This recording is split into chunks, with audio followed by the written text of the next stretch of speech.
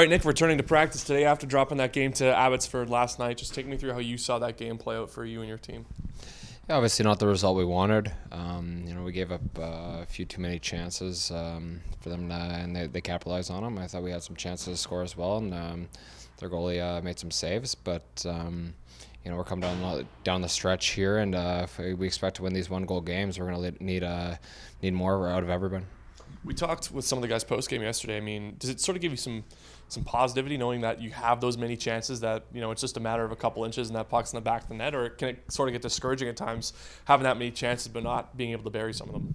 I think both are true, but we need to create chances, but we got to prevent chances as well. Especially in coming into playoffs here. That we don't want to be trading chances. I didn't think we traded chances last night, but we're 7 games left here, and we got some work to do to be ready for playoffs. It's not going to be able to just be a switch once playoff comes. We got to be. These last 7 games are really important for us. Regardless of the standings, regardless of where we finish, I think just playing with that playoff mindset for 7 games. So when the playoffs come, it's not we're not changing our game. How beneficial is that, too, to be playing with that playoff mindset before the postseason?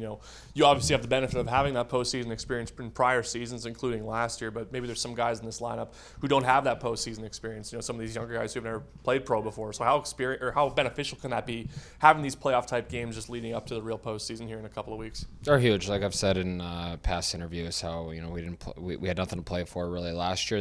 Now we have something to play for.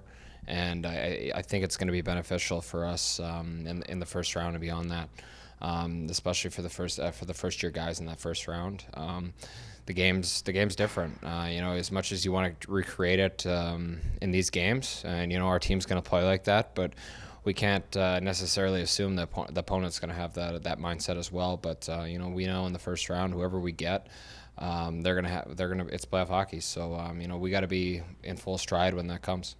You talked about playoff atmosphere. It certainly felt like that last game. There was definitely some playoff-type intensity from both you guys. It also felt like there weren't a lot of calls either way. So how important is it to be staying disciplined, too, when the physicality and the intensity of these games also ramps up? Discipline's huge. For us to only take one penalty last night, it keeps everybody involved in the game, too. Just, there's guys. We have guys that PK, guys who don't PK, guys who power play, guys who don't play on the power play. So when it gets into a special teams battle, it takes some players out of the game. But we want to limit the amount of chances. We believe in our PK, but it's the other team's good too. So we got to limit the amount of chances we give them on the power play, and we did that last night. But over the course of the season, there's been games where we've taken too many, so we got to limit that going into the playoffs.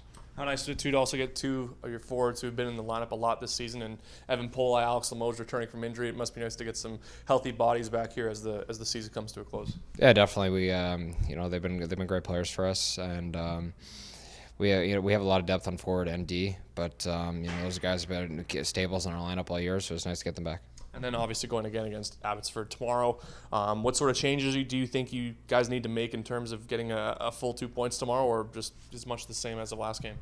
I think it's, when you lose, we say when we win the first game, it's always harder to win the second game against a team back-to-back, or I guess 2 and 3. But that second game, we got to have that mindset where it's, we got to have ramp the intensity up a little bit more. We got to win battles, and, to lose 3 in a row on home ice, I don't know if I've done that since I've been here, to be honest with you.